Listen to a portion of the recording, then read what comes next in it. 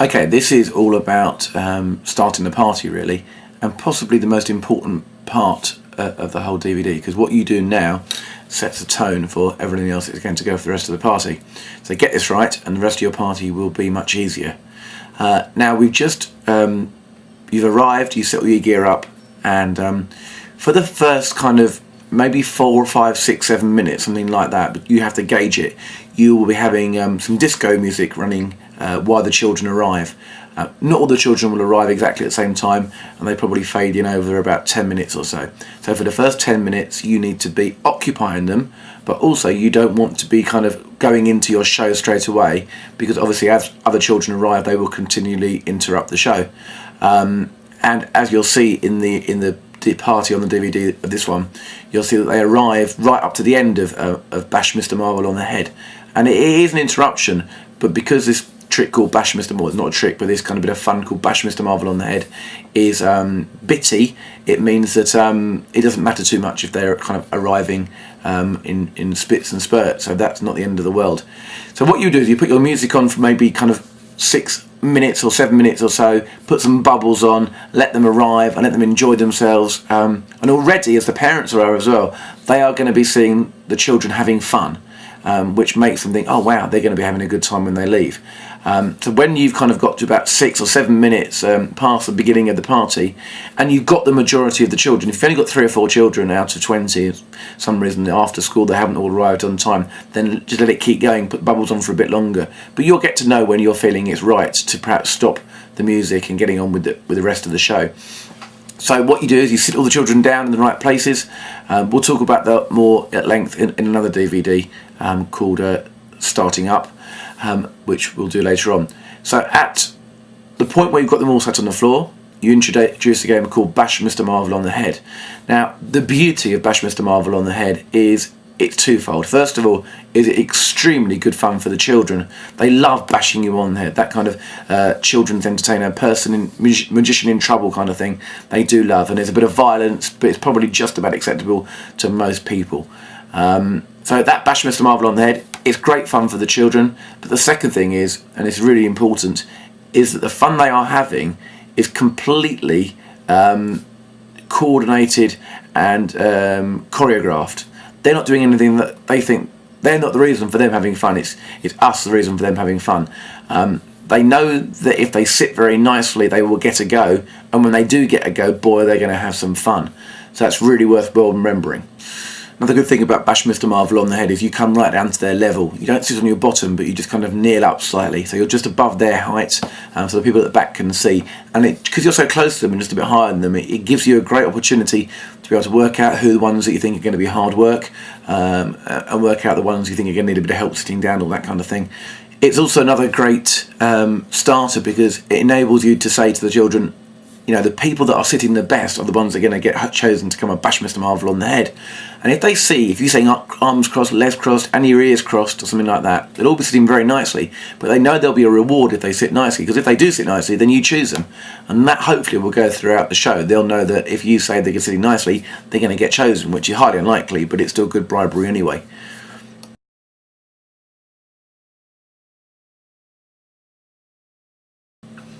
Okay, the party that you're about to see was filmed at home. The mother had asked me that it was a heroes and princesses party, so they'd all dressed up as Spider-Man and Cinderella and Snow White and that kind of thing. When somebody asks you to do that and they say, can you tailor it to the theme, we kind of say, well, kind of a little bit, but not really. And this is about the only opportunity you get to kind of wangle anything into their theme. So you ask questions about their theme, i.e. what colour is Superman's cape, in Snow White and the Seven Dwarfs, how many dwarves are, and things like that. So in this DVD, you'll see lots of those kind of questions. That happens about 1 in 100. So it's not something you really need to concern yourself about. You've just been a bit unlucky when watching this DVD. What I wanted to get from this next clip, I wanted to get the fact that the children, how the children respond, the way I'm sitting, if you can just about see that, and how they bash me on the head, how I react to all of that, and all that kind of byplay. The questions, don't worry too much about, we'll come on to that in a bit. I just want you to get from the next clip, I want you to get kind of the sense of an arrangement of the children and how it controls them all. Okay. Yeah, we're going to play a quick game called Bash Mr. Marvel on the Head. Now, I will ask somebody a question. If you get the question right, you get to bash your head. Ow! You get it wrong, I might bash you on it. Oh, is that Barney? No. Hi, Barney. Is it Barney? Yes, it's Barney. I saw Barney yesterday. Didn't I, Barney? Yeah. I'm sure I saw Barney. It's gonna give away all your tricks. Yeah, Barney. Barney, you okay, Tiger? You gonna come and join us? You know the story from Inside and Out, don't you, Barney? You gonna come and join us? Have you got two sisters, Barney? No. Barney, come and sit on the magic carpet. Be a big boy today. Well done, Barney. Now, let's start with our birthday girl, Emma. Emma, you come and stand here, Auntie Emma, and she can go first. There you go. Sorry, Uncle Emma. Right, Emma. You can stand up, Emma. You can stand up. Now, sorry, Auntie Emma. Now, don't suck your thumb, it might fall off. Now, all the questions today are about princesses and superheroes. So your question, oh, they're going flying off. Your question, Emma, is, in Snow White and the Seven Dwarfs, how many dwarves are there? Emma, think about in Snow White and the Seven Dwarfs, how many dwarves? 7. Good girl. Give me a bash on the head. Emma, hold the magic wand. Hold the magic wand and give me a big bash on the head. Oh, no. Give me a bash on the head, Emma. Oh, no. Not got eye. And you may come and sit down again. Thank you very much. Let's do George, your turn to give me a bash on the head. Here he comes. George has got a Superman question. He's got a Superman t-shirt on. George, what colour is Superman's cloak? Don't peep. Red. Yes, good boy. Yeah. Not too hard though, George. You look quite strong actually. George! Thanks, George. Good work. Let's have Sophie. Come on, Auntie Sophie. Now, Sophie's question's about. Oh, I've got everybody on. You can stand up, Sophie. Your question's about Cinderella. Okay, she's another princess. What is it that Cinderella drops on the way back from the ball? A slipper. Oh, yeah. Big bash, here it comes. It's getting harder. Let's have Thomas. Come on, Thomas. Here he comes. Now, Thomas's question's about his favourites. I think he might like Barbie. Do you like Barbie? Okay. Teletubbies? Nah. Okay, what do you like watching, Thomas? Have you seen The Incredibles? No. No? Have you not seen The Incredibles? Yeah. You have to see I saw Batman. Oh, we'll ask you a Batman question. What's Batman's best friend called? Correct, give me a bash on it, not too hard. So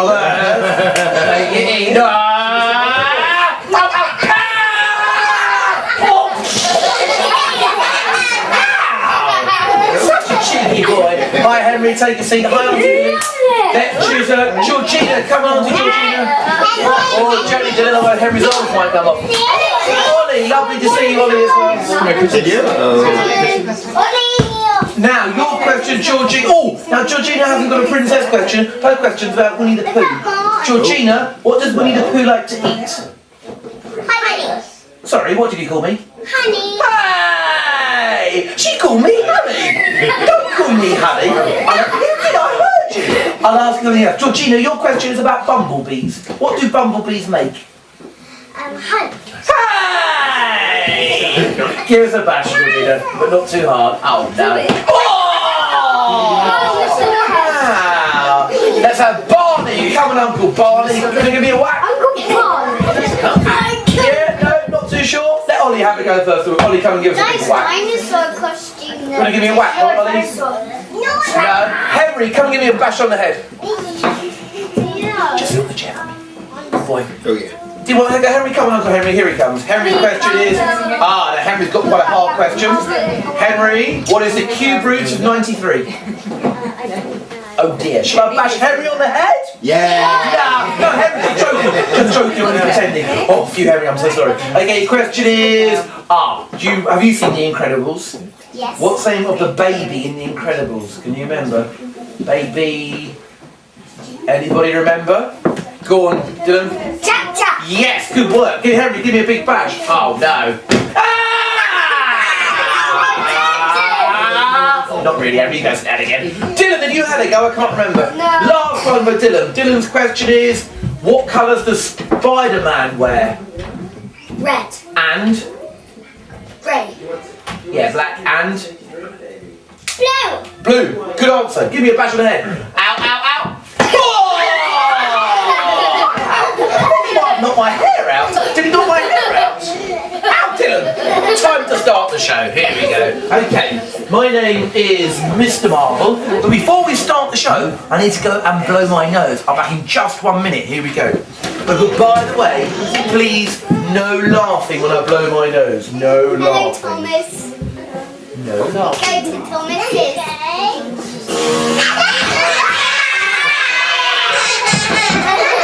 What's going on? It's so cheeky. No, George, no more laughing. I should hope not. Here we go.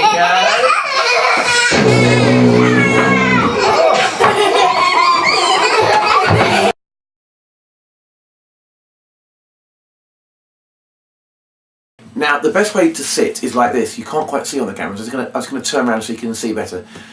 You're not sitting on your bottom, and you're not kneeling up like that, because then you're too high. But the way to do it is just to, you can either go like that, if that's comfortable for you, so you're like this, okay? Or the way I do it is, I cross my legs at the back, and sit on my haunches. I'm like this. And that seems to give you quite a good stable position. And that seems the best way to sit. And the children will come and stand next to you on one side or the other. Always keep it to the same side, don't start varying it. Keep it to the same side and bring the children up one at a time. Okay, so sat like this, with your child to your side, and you have the magic wand. Now, the children will come up one at a time. Don't give them the wand straight away because you're asking for trouble. Get them to stand next to you, quite close but not too close. Ask them their question, and then when they answer the question right, you give it to them, and then they bash you on the head. Now that's it said in layman's terms, but that is the mechanics of it. But there's got to be lots more action and everything else put into it. When the children are beginning to arrive, they're beginning to sit down in front of you, you call time, and it's time to play Bash Mr. Marvel on the head. But you have to explain to the children what Bash Mr. Marvel on the head is. So you start to make okay, now we're still waiting for a few more people to arrive, so we're going to play a quick game called Bash Mr. Marvel on the head. Ow! Oh. Okay, now I will ask somebody sitting very nicely a question. If they get that question right, then you get to bash me on the head. Ow! But if you get it wrong, I might bash you on the head. Oh! Okay. Let's see who's sitting the best. George, sitting ever so beautifully. Up you come, George. Come and stand here. And you're the birthday boy. Okay, and then you begin to ask the questions. Right. Now, when they got their question right, you then give them the magic wand and they then bash you on the head. A couple of things with that. If they're kind of very big and strong and beefy, then you might just want to put your hands over your head as they do it, or protect your face sometimes. That's another way to do it, otherwise you're going to get back on the nose. It doesn't really hurt, even if they give it all they've got. It doesn't really hurt, so don't worry too much about that.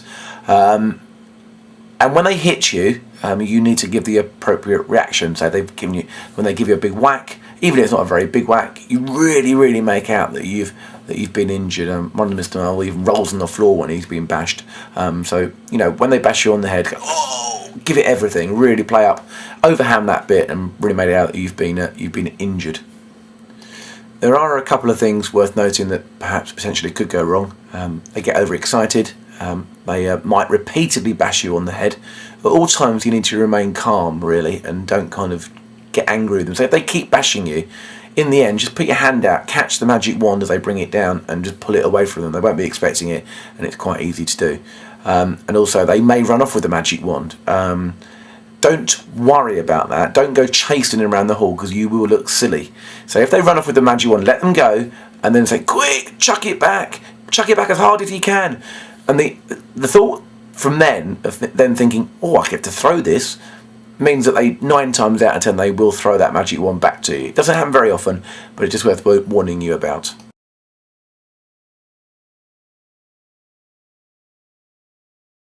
Okay, we've kind of got two kind of different groups of questions here. One is questions that don't really have a funny response, like what colour is Bob the Builder's hat?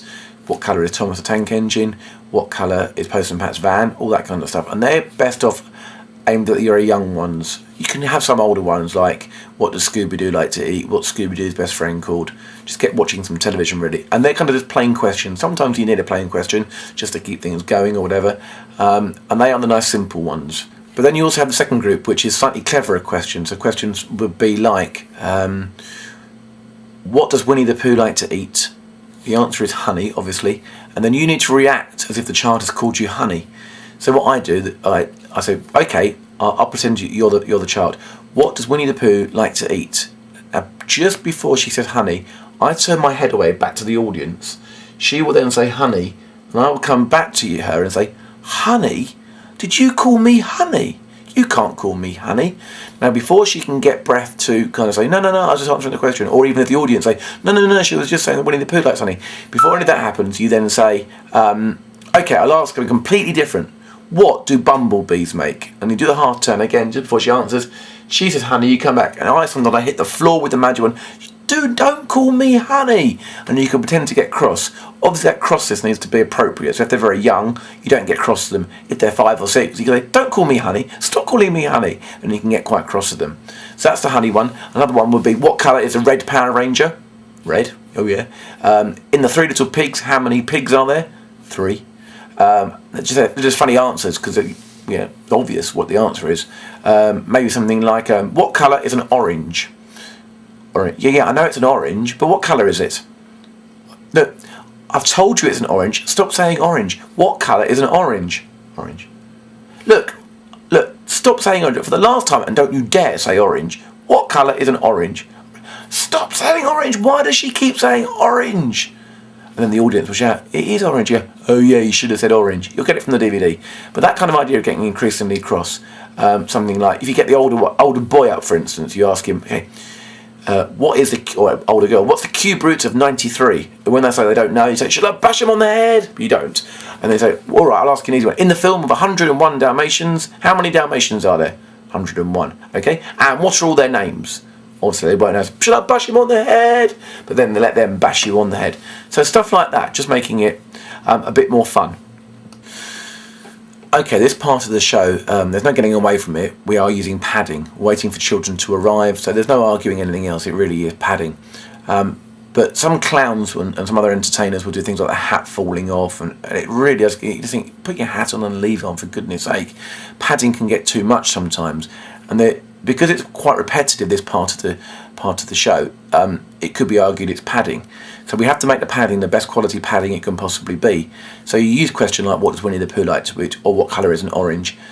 Because that is good quality padding. Because after the question is asked, you then get into that byplay about arguing with the child about calling you honey and keep saying orange and all that kind of stuff.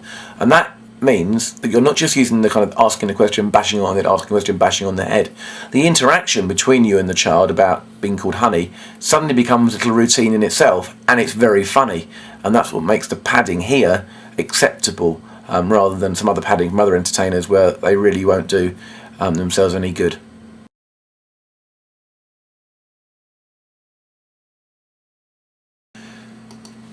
So just as you think you've probably had enough of Bash Mr Marvel on, that you've probably done half a dozen children, but maybe a fraction more come up to bash you on the head.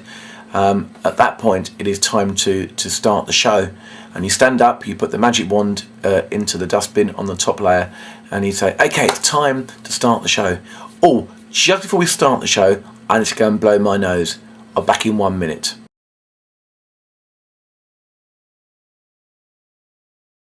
Dylan, time to start the show. Here we go. Okay, my name is Mr Marvel, but before we start the show, I need to go and blow my nose. I'm back in just 1 minute. Here we go. But by the way, please, no laughing when I blow my nose. No Hello, laughing. Thomas.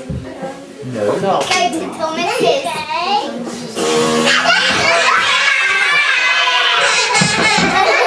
What's going on? It's so cheeky. No, George, no more laughing. I should hope not. Here we go.